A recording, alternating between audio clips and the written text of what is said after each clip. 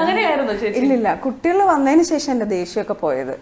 അതിനു മുമ്പ് എനിക്ക് തന്നെ തോന്നും ഭയങ്കര ഒരു എന്താ പറയാ അഹങ്കാരിയായിരുന്നു ശരിക്കും പറഞ്ഞാല്. ഞാൻ ഇപ്പോഴാണ് അറിയുന്നത്, ആരും പറഞ്ഞിട്ടില്ല എൻ്റെ അടുത്ത്. എല്ലാവർക്കും നമസ്കാരം. നമ്മുടെ വിനയം സ്റ്റാർ ജയറാം ഏട്ടൻ ഓൺ എയർ. പണ്ട് നമ്മുടെ കുട്ടിക്കാലമൊക്കെ എത്ര ചിരിപ്പിച്ച, കരയിപ്പിച്ച, ചിന്തിപ്പിച്ച മനുഷ്യനായിരുന്നെന്ന് സത്യമുള്ള കാര്യം പറയാം. പണ്ട് ദിലീപ്, ജയറാമും, മുകേഷ് ഇവരുടെയൊക്കെ പടങ്ങളായിരുന്നു നമ്മുടെയൊക്കെ എന്റർടൈൻമെന്റ് തന്നെ. എത്ര കണ്ടാലും മടുക്കൂല, അങ്ങനത്തെ പടങ്ങളായിരുന്നു. സത്യം പറഞ്ഞാൽ പണ്ട് നമ്മൾ കാണുന്ന പോലത്തെ പടങ്ങളൊന്നും ഇന്നില്ല. ഒരു വീണ്ടും വീണ്ടും കാണാനുള്ള ത്വരയൊന്നും ഇന്നത്തെ പടങ്ങൾക്കില്ല. അങ്ങനെ അമ്മാതിരി പടങ്ങൾ സമ്മാനിച്ച മനുഷ്യനായിരുന്നു. വിനയം കയറി തലയ്ക്ക് പിടിച്ച് അവസാനം ഇപ്പം ബോധമില്ലാതെ അവിടെ ഓടെ കിടക്കണം എന്ന് പറയുന്ന പോലത്തെ അവസ്ഥയല്ല വിനയൻ സ്റ്റാറിൻ്റെ അവസ്ഥ. അയ്യോ അയ്യോ ഞാൻ ഓരോ പിന്നെ അയ്യോ ഈ സെറ്റപ്പിൽ നിൽക്കും. പക്ഷെ ആള് എന്തൊക്കെയോ എവിടെയൊക്കെയോ കൈവിട്ട് പോയി. ഹാപ്പി സർദാർ, അതായത് ജയറാമിൻ്റെ മകനായിട്ടുള്ള കാളിദാസ് ജയറാം അഭിനയിച്ച 18 നിലയിൽ പൊട്ടിയ സിനിമയാണ് ഈ പറയുന്ന ഹാപ്പി സർദാർ. അപ്പോൾ ഹാപ്പി സർദാർ എൻ്റെ ഡയറക്ടർ കം പ്രൊഡ്യൂസർ കം കുറേ ടീംസൊക്കെ ഉണ്ടായിരുന്നു. അപ്പോൾ സ്വന്തം മോനെ ഒന്ന് സിനിമയെ കയറ്റി അഭിനയിപ്പിക്കണമെന്ന ആകുലതയും വ്യാകുലതയും ആഗ്രഹത്തിൻ്റെയും പുറത്ത് ഈ പറയുന്ന ജയറാമേട്ടൻ അതിൽ ഡയറക്ടർ കം പ്രൊഡ്യൂസറായിട്ടുള്ള ആളിനെ ഒന്ന് സുഖിപ്പിച്ച് നിർത്തിയായിരുന്നു. അതായത് നമ്മുടെ ഉഷ ഹനീഫിൻ്റെ സഹോദരനായിട്ടുള്ള ഹസീബ് ഹനീഫിനെ ഒന്ന് സുഖിപ്പിച്ച് നിർത്തിയിട്ടുണ്ടായിരുന്നു. എന്നാൽ ആളിന് സ്ട്രോക്ക് വരെ വന്ന് കിടപ്പിലായി വീട്ടിലായിട്ടുള്ളൊരവസ്ഥ വന്നിട്ട് തിരിഞ്ഞു പോലും നോക്കിയിട്ടില്ല. തിരിഞ്ഞു നോക്കാത്തതിലും ഉണ്ട് വേറെയും കുറച്ച് കാര്യങ്ങളുണ്ട്. പിന്നെ വേറെ കുറേ കാര്യങ്ങളുണ്ട്. ഇനി ജയറാമിൻ്റെ ഭാര്യയായ ചേച്ചിക്ക് എന്താ പറയാനുള്ളതെന്നും കൂടി എനിക്ക് കേൾക്കാനൊരു ആഗ്രഹം. അങ്ങനെ മൊത്തത്തിൽ അടപടാനം തേഞ്ഞൊട്ടി ജയറാമായിട്ടാണ് ഓൺ എയറിലാണ് നിൽക്കുന്നത്. ഓഫ് എയറിലാവാൻ കുറച്ച് പാടുപെടും. എന്തായാലും ഉഷ ചേച്ചി പറയുന്ന കുറച്ച് കാര്യങ്ങൾ ഒന്ന് കേൾക്കാം ആദ്യം. അറിയാതെ വരുമ്പോ അന്വേഷിക്കാം. കുറ്റബോധം കൊണ്ടാണെന്ന് തോന്നുന്നുണ്ടോ? ലൈക്ക് അയാൾ പറഞ്ഞതല്ലേ എന്തെങ്കിലും തട്ടുകേട് വന്നാൽ ഞാൻ കൂടെ ഉണ്ടാവുമെന്ന്. അത് പിന്നെ സത്യമാണെന്നുള്ളതിന്റെ വോയിസ് മെസ്സേജ് അസീബിന്റെ അയച്ചിട്ടുണ്ട് പുള്ളി. ഞാൻ എൻ്റെ ഒറ്റ വാക്കിന്റെ പുറത്താണ്, ഞാൻ എൻ്റെ മോനോട് എപ്പോഴും പറയും, എൻ്റെ ഒറ്റ വാക്കിന്റെ പുറത്താണ് അസീബ് ഈ പ്രശ്നത്തിലേക്ക് ഈ പടം എടുത്തത് എന്ന് ഞാൻ എപ്പോഴും മോൻ്റെ അടുത്ത് പറയും. അതിന് വേണ്ട നമുക്ക് ചെയ്യാം എന്നൊക്കെ പറഞ്ഞിട്ട് ഞാൻ അടുത്ത ആഴ്ച അതിലേ വരാമെന്ന് പറഞ്ഞാൽ ഇന്ന് വരെ വന്നിട്ടില്ല. എൻ്റെ എന്താ പറയുക, ഞാനിപ്പോഴും കണ്ണനോട് പറയും, എൻ്റെ ഒരു വാക്കിൻ്റെ പേരിലാണ് കണ്ണ ആങ്കിൾ അത്രയും പൈസ മുടക്കി കണ്ണന് വേണ്ടി കളഞ്ഞത്. എൻ്റെ ഒറ്റ വാക്കിൻ്റെ പേരിലാണ് ഞാൻ എപ്പോഴും പറയും. അപ്പോൾ അത് കുഴപ്പമില്ല, പടച്ചോൻ തിരിച്ചു തരും. ഏതെങ്കിലും രൂപത്തിൽ ദൈവം എപ്പോഴും കൂടെ ഉണ്ടാവും. എപ്പോഴും നമുക്ക് സംഭവിച്ചത് നല്ലതെന്നല്ലേ വിചാരിക്കുക. ചിലപ്പോൾ ഇതിൽ നിന്നായിരിക്കും വേറെ ഉണ്ടാവുക. എത്രയോ നല്ലതുകൾ ഉണ്ടാവേണ്ടത് ഇവിടെ നിന്നായിരിക്കും. എല്ലാ പ്രാർത്ഥനകളും എന്നും ഓക്കെ. ബൈ അസീബ്. ഒരു സഹായവും ചെയ്തിട്ടില്ല. ആ ഒരൊറ്റ പടം കൊണ്ട് അസീബിന് ഒരുപാട് ബുദ്ധിമുട്ടുണ്ടായി, ഒത്തിരി ബുദ്ധിമുട്ടുണ്ടായി. അത് സത്യസന്ധമായിട്ടുള്ള കാര്യമാണ്. അല്ല, ആൾക്കാരത് വിശ്വസിക്കുന്നില്ല. പല ആൾക്കാരും പല രീതിയിലാണ് എടുക്കുന്നത്. എങ്ങനെയാ ജയറാമേട്ടനെ പോലെ ഒരു വ്യക്തി ഇങ്ങനെ ചെയ്യില്ല എന്നാണ് പല ആൾക്കാരും പറയുന്നത്. സത്യാവസ്ഥ 100% സത്യസന്ധമായിട്ടുള്ള കാര്യമാണ്. ജയറാമിന്റെ വാക്ക് കേട്ടിട്ടാണ് അസീബ് സിനിമ ചെയ്തത്. അതായത് ജയറാമേട്ടന്റെ വാക്ക് കേട്ടിട്ടാണ് ജയറാമേട്ടന്റെ മകനായിട്ടുള്ള കാളിദാസിനെ വെച്ചിട്ട് ഹസീബ് ഈ പറയുന്ന ഹാപ്പി സർദാർ എന്ന് പറയുന്ന സിനിമ എടുത്ത് ആകെ മൊത്തം തേഞ്ഞൊട്ടി. ജയറാമേട്ടൻ അവസാനം എന്ത് റിസ്ക് ഉണ്ടെങ്കിലും ഞാൻ ഏറ്റെടുത്തോളാം, നോക്കിക്കോളാം എന്നൊക്കെയുള്ള വാക്കും ഹസീബിന് കൊടുത്തിട്ടുണ്ടായിരുന്നു. ആ വാക്കിൻ്റെ ഒരു പ്രതീക്ഷയിലാണ് ഇവൻ ഈ പടം എടുത്തത്. ആര്? ഹസീബ്. അവസാനം തേഞ്ഞൊട്ടി. അവസാനം ഹസീബ് മാനസികമായിട്ടൊക്കെ തളർന്ന് തരിപ്പണമായി, കാശും പോയി, ആകെ മൊത്തം വെള്ളവും കൊള്ളവും ആയ അവസ്ഥയായി. എന്നാൽ കാളിദാസിന് നഷ്ടവുമില്ല. പുതുമുഖനായതുകൊണ്ട് പൊട്ടിയ സിനിമകൾ അങ്ങ് പോയി, ആ പോക്ക് പോയി. പക്ഷെ അവിടെ ഒരു പ്രൊഡ്യൂസർ കം ഡയറക്ടർ കം എല്ലാം തീർന്നു. ഓക്കെ, പ്രൊഡ്യൂസറാണ് മെയിനായിട്ട് തീർന്നത്. ആ ഒരു അവസ്ഥയിൽ എത്തിച്ചു കൊടുത്തിട്ടുണ്ടായിരുന്നു നമ്മുടെ ജയറാമേട്ടൻ പൂർണ്ണ വാക്കും കൊടുത്താണ് വിട്ടിട്ടുണ്ടായിരുന്നു. എന്ത് പ്രശ്നം ഉണ്ടെങ്കിൽ നമുക്ക് സെറ്റാക്കാമെന്ന്. അവസാനം പടം പൊട്ടിയപ്പോൾ നൈസായിട്ട് വലിഞ്ഞു. അവിടെ ഒരു പ്രൊഡ്യൂസർ തൊലഞ്ഞു. അതാണ് സത്യാവസ്ഥ. പിന്നെ വാക്ക് കൊടുക്കാതിരുന്നെങ്കിൽ ഞാൻ ജയറാമിനെ കുറ്റമൊന്നും പറയത്തില്ല. ഓക്കെ, വാക്കും കൊടുത്ത് ഓവർ പ്രതീക്ഷയും കൊടുത്ത് അമിത വിനയവും കാണിച്ച് ഒരുത്തനെ വെള്ളത്തിലാക്കി. എന്നിട്ട് ഇപ്പുറത്ത് നിന്ന് അമിത വിനയം. എങ്ങനെ സാധിക്കണമെന്ന് വാരിക്കോരി ഒഴിക്കാനായിട്ട്. സമ്മതിച്ചു നിങ്ങൾ ആ കുറച്ച് കഴിവ് എനിക്ക്, ഞാനും വാരി ഒഴുകിട്ടെ എവിടെയെങ്കിലും വിനയമൊക്കെ പറയേച്ചു. ഓക്കെ. അതിനുശേഷം അവന് ഒരുപാട് സാമ്പത്തിക ബാധ്യതയുണ്ടായി, അവന് സ്ട്രോക്ക് വന്നു, മരണത്തിൽ നിന്നാണ് രക്ഷപ്പെട്ടു വന്നത്. ഓക്കെ. അപ്പോഴൊന്നും എത്രയോ ആൾക്കാർ ഹസീബിനെ കാണാൻ വന്നു. അതിലേ പോയാൽ ഇപ്പോഴും നമ്മുടെ 7 Hours വിജയകുമാറിനെ പോലെയുള്ള ആൾക്കാർ, ബാദുഷ, പിന്നെ അതുപോലെ സുബൈർ, അവനുമായിട്ട് ബന്ധമുള്ള എല്ലാവരും ആലപ്പുഴ വഴി പോയാൽ ഹസീബിനെ കാണാതെ പോകത്തില്ല. അപ്പോൾ ജയറാം പക്ഷേ ഒന്ന് ഫോൺ ചെയ്യുകയല്ല, ഒന്ന് കാണാൻ പോലും വന്നിട്ടില്ല. കുറേ നാളിന് ശേഷമാണ് ജയറാം, മകളുടെ കല്യാണമാണോ ആ സമയത്ത് ഹസീബിനെ വിളിച്ചു. ഓക്കെ. വിളിച്ചപ്പോഴാണ് ഹസീബിൻ്റെ സംസാരം തിരിയുന്നില്ല. അയ്യോ എന്ത് പറ്റി ഹസീബെ എന്നൊക്കെ ചോദിച്ചപ്പോൾ വോയിസ് മെസ്സേജ് ഇട്ടു. ഞാൻ വോയിസ് മെസ്സേജ് ഇടാമെന്ന് പറഞ്ഞു, അങ്ങോട്ടും ഇങ്ങോട്ടും വോയിസ്. അന്ന് അയച്ച മെസ്സേജ് ഹസീബെ ഞാൻ ഇതുവരെ അറിഞ്ഞിട്ടില്ല. ഹസീബ് ഒരു ലിവർ കംപ്ലൈൻറ്റ് ഉണ്ടായി എന്ന് എൻ്റെ അടുത്ത് പറഞ്ഞു. അതിൻ്റെ ഉണ്ടായി, ഡ്രിങ്ക്സ് കാരണം ആശുപത്രിയിലാണ് എന്നൊക്കെ പറഞ്ഞു. ഓക്കെ. അതായത് ഹസീബിന് സ്ട്രോക്ക് വന്നിട്ടുണ്ടായിരുന്നു. അപ്പോൾ സ്ട്രോക്ക് വന്ന സമയത്ത് ജയറാം അറിഞ്ഞിട്ടില്ല എന്നാണ് ജയറാം പറയുന്നത്.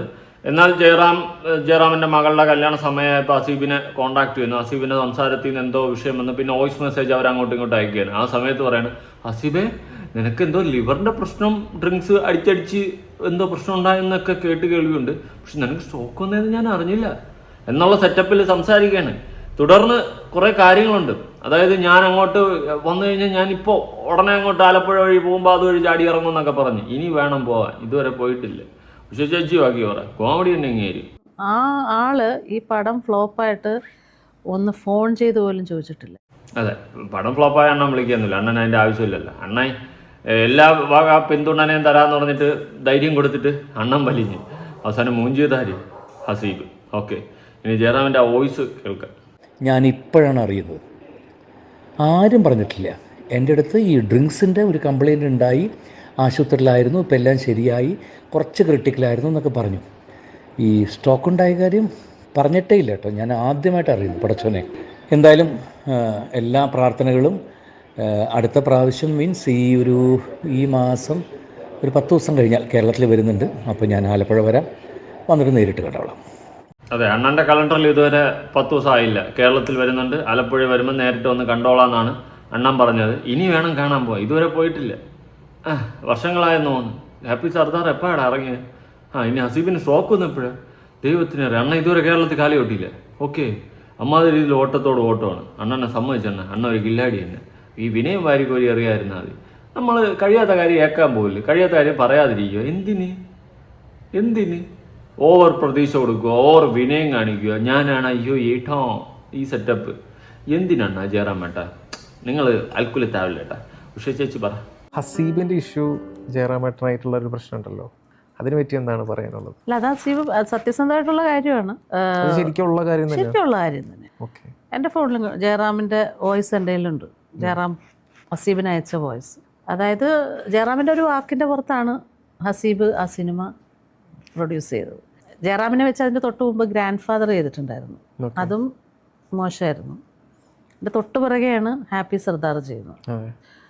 അപ്പോൾ ഹാപ്പി സർദാർ തുടങ്ങിയപ്പോൾ തന്നെ ഞങ്ങളെല്ലാവരും പറഞ്ഞ ഹസീബിനോട്, ഇത് ചെയ്യരുത്, പോയ പൈസ പൊയ്ക്കോട്ടെ, ഇത് ശരിയാവത്തില്ല, ഈ പടം നിന്നെ എന്താ പറയുക, അതുപോലെ നമ്മൾ മനസ്സിൽ വിചാരിച്ചതുപോലെ തന്നെ സാമ്പത്തിക നഷ്ടം മാത്രമല്ല, അവൻ്റെ ആരോഗ്യവും പോകേണ്ടൊരവസ്ഥയുണ്ടായി. അത് ജയറാം പെടുത്തി എന്നാണോ പറയുന്നത്?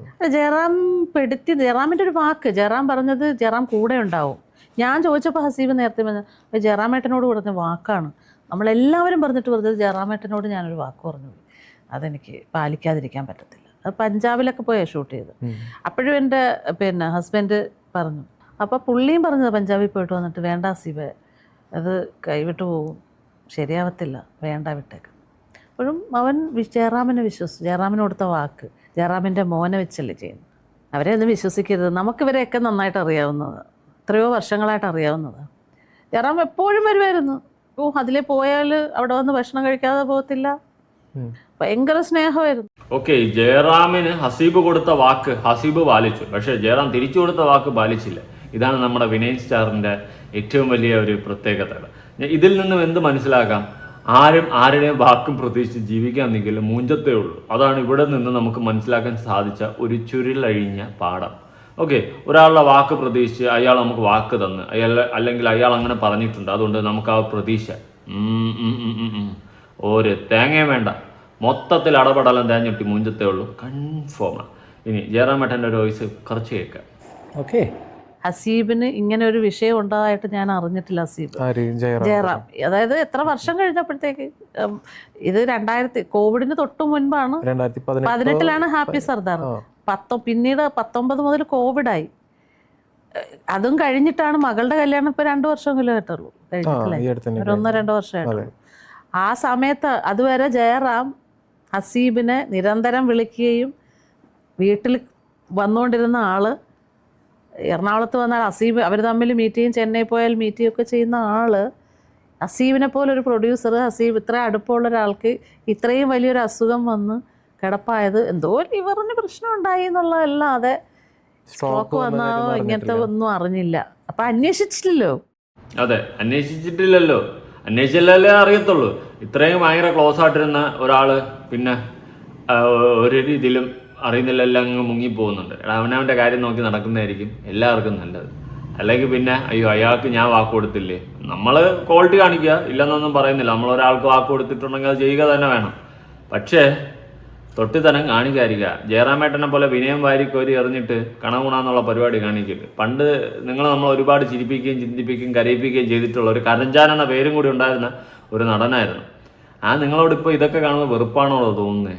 നിങ്ങളുടെയൊക്കെ പേഴ്സണൽ ലൈഫിൽ, ആരുടെയും പേഴ്സണൽ ലൈഫിൽ ചിലപ്പോൾ എല്ലാവരും ഇങ്ങനെയൊക്കെ തന്നെ ആയിരിക്കും. എന്നാലത് നമ്മൾ ജനങ്ങളിലോട്ട് എത്തുന്ന സമയത്ത് കാണുമ്പോൾ വെറുപ്പാണ് തോന്നുന്നത്. ഒരാളുടെ ജീവിതം വല്ല തോലഞ്ഞു പോയി. ഓക്കെ, നിങ്ങളൊക്കെ ഇപ്പോഴും സേഫായിട്ട് സെക്യൂറായിട്ട് കാശും കോടികളും ഉണ്ടാക്കിയിരിക്കുന്നുണ്ട്. പക്ഷെ നിങ്ങളുടെ ഉള്ളൊരു പ്രതീക്ഷ, നിങ്ങൾക്ക് തന്നൊരു വാക്കിൻ്റെ പുറത്ത് നിങ്ങളുടെ മകനെ വെച്ചൊരു പടം എടുക്കുന്നു, ആ പടം പൊട്ടുന്നു 18 വിലയിൽ. ജയറാമേട്ടൻ ഒരു വാക്ക് തന്നിട്ടുണ്ടല്ലോ, നമുക്ക് നോക്കാം എന്നുള്ള സെറ്റപ്പ്.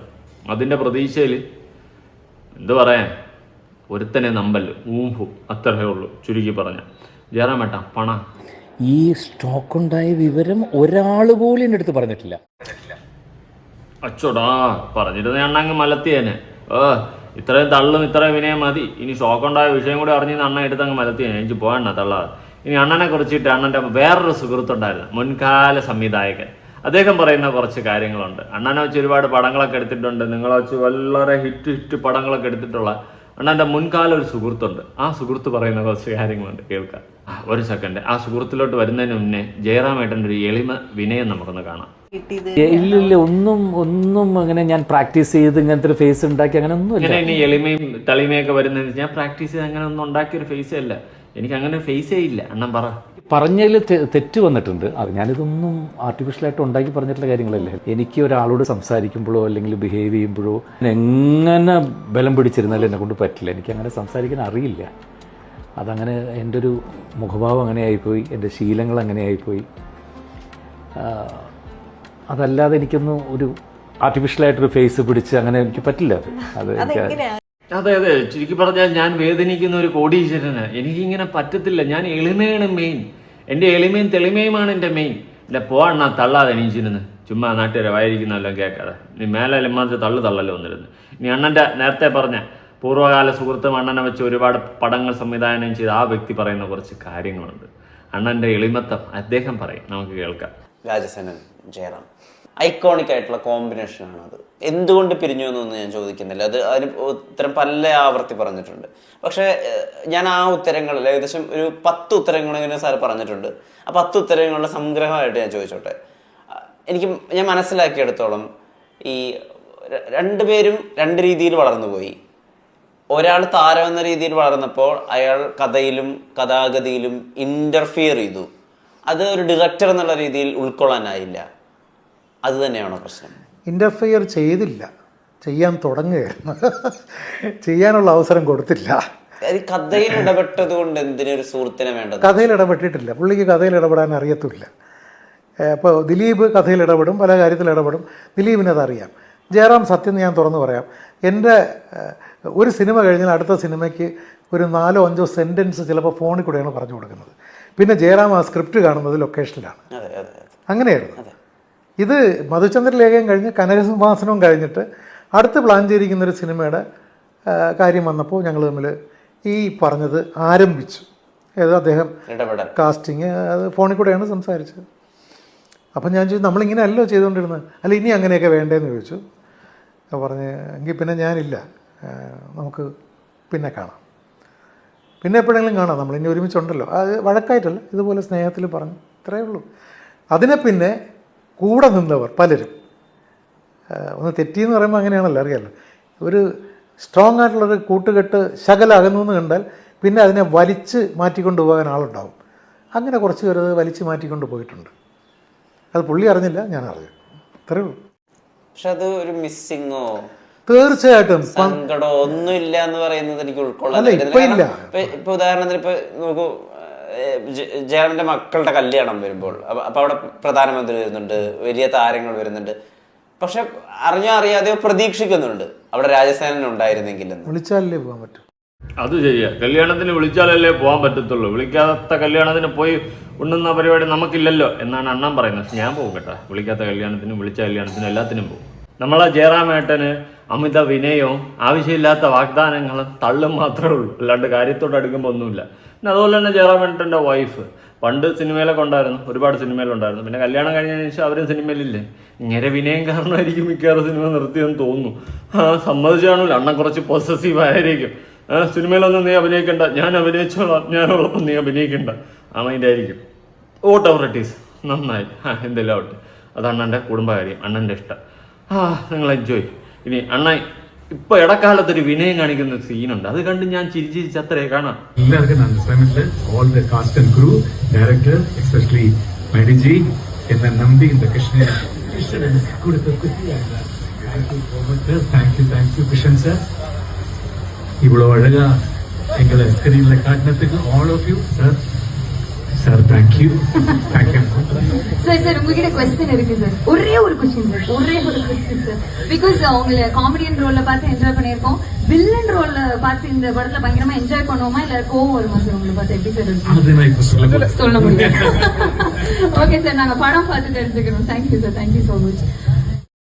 അണ്ണന്റെ വിനയം കാണുന്ന എനിക്കും വരണടേ വിനയം, വന്നടേ വിനയം, വന്നടാ വന്നടാ വെന്തടാ വിനയം, ഇണക്കം വന്നാച്ചടാ വിനയം. ഇങ്ങനെയൊന്നും വിനയം കാണിക്കല്ലേ അണ്ണ. വീണുടഞ്ഞ താരകങ്ങളെ എന്താ മാതിരി. ഇനി അണ്ണൻ്റെ മറ്റേ പഴയ സുഹൃത്ത് പറയുന്ന കാര്യങ്ങളിലോട്ട് പോവാം. അണ്ണൻ കല്യാണം ഈ ഏട്ടനെ വിളിച്ചിട്ടില്ല. അതായത് ജയറാമിൻ്റെ മകൻ്റെ കല്യാണത്തിന് അണ്ണൻ്റെ സുഹൃത്തായ ഈ വ്യക്തിയെ അണ്ണൻ കല്യാണം വിളിച്ചിട്ടില്ല. അതിൻ്റെ റീസൺ അണ്ണൻ പറയുന്നുണ്ട്. കല്യാണം വിളിക്കുന്നതും വിളിക്കാത്തൊക്കെ ഓരോരുത്തരും ഇഷ്ടം. പക്ഷെ അതിൻ്റെ റീസൺ അണ്ണൻ്റെ സുഹൃത്തായിട്ടുള്ള ആ വ്യക്തി പറയുന്നതെന്ന് വെച്ച് കഴിഞ്ഞാൽ, അദ്ദേഹത്തിൻ്റെ മകളുടെ കല്യാണത്തിന് ജയറാമേട്ടനെ വിളിച്ചിട്ട് ജയറാമേട്ടൻ വന്നില്ല, അതുകൊണ്ട് ഞാൻ വരാത്തതുകൊണ്ട് ഇനി അവനെ ഞാൻ കല്യാണത്തിന് വിളിച്ചു കഴിഞ്ഞാൽ അവനും വരൂല. അപ്പൊ ഈഗോ ക്ലാഷ്. ഏത് അവർ റിവഞ്ച് അടിക്കും എന്നുള്ള സാധനം അണ്ണനെ മൈൻഡിൽ കയറിയിട്ട് അണ്ണൻ എന്ത് ചെയ്തു, അവനെ വിളിച്ചില്ല. എന്നാ റിവഞ്ചടാ പണി വെച്ചിരിക്കെ കേൾക്കാം. എൻ്റെ മകളുടെ കല്യാണത്തിന് വരാത്ത ആളിനെ ഞാൻ മുന്നേ വിളിക്കുമോ? ഒരുപാട് കാര്യങ്ങളുണ്ട്, നമുക്ക് അതിലേക്ക് കിടക്കണ്ട. സോഷ്യൽ മീഡിയയിൽ ഒരുപാട് ചോദ്യം എന്നോട് ചോദിച്ചായിരുന്നു ഇങ്ങനെ. അപ്പോൾ അവരോടൊക്കെ ഞാൻ പറഞ്ഞത് ഇതാണ്, ഈ 2 സെൻറ്റൻസേ പറഞ്ഞോളൂ. എൻ്റെ മകളുടെ കല്യാണമാണ് ആദ്യം നടന്നത്, അതിന് വന്നില്ല. അതുകൊണ്ട് അദ്ദേഹം എന്ത് ചെയ്തു, അദ്ദേഹം ബുദ്ധിപൂർവ്വം ചെയ്ത ആളാണ്, സാമാന്യ ബുദ്ധിയുള്ള ആളാണ്. അദ്ദേഹം വിളിച്ചില്ല, കാരണം വിളിച്ചാലും ചെല്ലത്തില്ല എന്ന് വിചാരിച്ചിട്ടാവാം വിളിച്ചില്ല. അണ്ണൻ്റെ ബുദ്ധി വിമാനമല്ല, റോക്കറ്റ്. എവിടെ നിന്നാണ് ഇത്രയും ബുദ്ധിയൊക്കെ തലയിൽ കയറി വന്നത്? ഞാൻ അണ്ണൻ പറഞ്ഞ കുറച്ച് കാര്യങ്ങൾ കേൾക്കാം. ഏത് ജയറാമേട്ടൻ?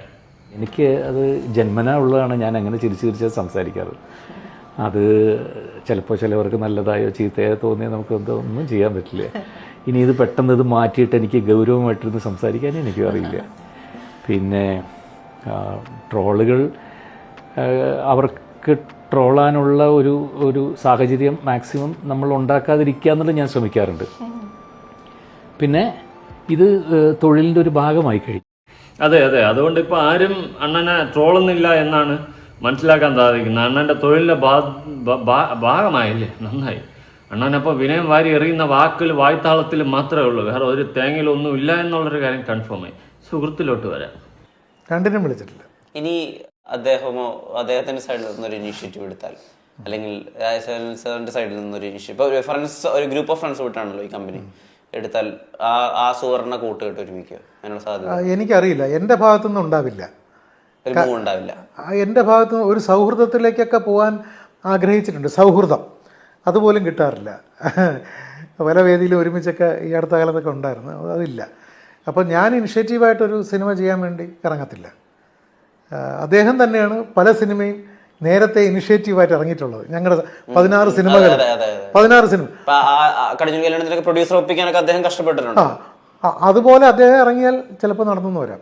അദ്ദേഹത്തെ ഒരിക്കലും വേണ്ടാന്ന് ഞാൻ പറയത്തില്ല, പറയാൻ എൻ്റെ നാവ് അനുവദിക്കത്തില്ല. പക്ഷെ അതെങ്ങേരുടെ ക്വാളിറ്റി, ആ ക്വാളിറ്റി അങ്ങേർക്കില്ല. ഏത് ജയറാം ഏട്ടനില്ല, രാജശേഖര അണ്ണനുള്ള ക്വാളിറ്റി ജയറാം അണ്ണനില്ല. അത്രേ ഉള്ളൂ, വലിയ വിഷയമൊന്നുമില്ല. പിന്നെ അണ്ണൻ പൊതുവെ വിനയം വാരി അറിഞ്ഞ് തള്ളു മാത്രമേ ഉള്ളൂ എന്ന് ഇപ്പം തന്നെ നാട്ടുകാർക്ക് മൊത്തത്തിൽ ബോധ്യമായി. ഇനി അണ്ണൻ്റെ തള്ളൊന്നും വലുതായിട്ടൊന്നും പഴയതുപോലെ ഏക്കത്തില്ല. എങ്കിലും അണ്ണൻ തള്ളണ്ണ. നമ്മൾ ചെയ്യുന്ന, അല്ലെങ്കിൽ ഈ ട്രോൾ എന്നെ എല്ലാവരും കളിയാക്കുന്നു, അതുകൊണ്ട് ഞാൻ നാളെ അഭിനയമൊക്കെ നിർത്തി ഞാൻ വേറെ എന്തെങ്കിലും പോവാന്ന് അങ്ങനെയും വെക്കാൻ പറ്റില്ല. കാരണം ഇത് ജീവിത തൊഴിലായി കഴിഞ്ഞ 38 വർഷമായിട്ട് ഈ ജോലിയാണ് ചെയ്യുന്നത്. അപ്പോൾ ഇത് അതിൻ്റെ ഒരു പാർട്ട്, നമ്മൾ അത് എന്നും നമ്മുടെ കൂടെ ഉണ്ടാവും എന്ന് നമ്മൾ വിചാരിക്കുക. അതല്ലേ എൻ്റെ ഇത്. അത് തന്നെ തള്ളല്ലേ, ഇങ്ങനെ തള്ളല്ലേ, മയത്തി തള്ളേ. കാരണം കേട്ടോണ്ടിരിക്കണം നമുക്ക് തന്നെ അയ്യേ ഇങ്ങനെ എന്തുവാ എന്ന് തോന്നിപ്പോ. അതുകൊണ്ട് അണ്ണ ഒരു മയത്തി തള്ളുന്നതായിരിക്കും കുറച്ച് നല്ലത്. എന്തായാലും അണ്ണൻ്റെ തള്ള് ഗംഭീരം. അണ്ണ ഞാൻ പോലും ഇങ്ങനെ തള്ളൂല, സത്യം.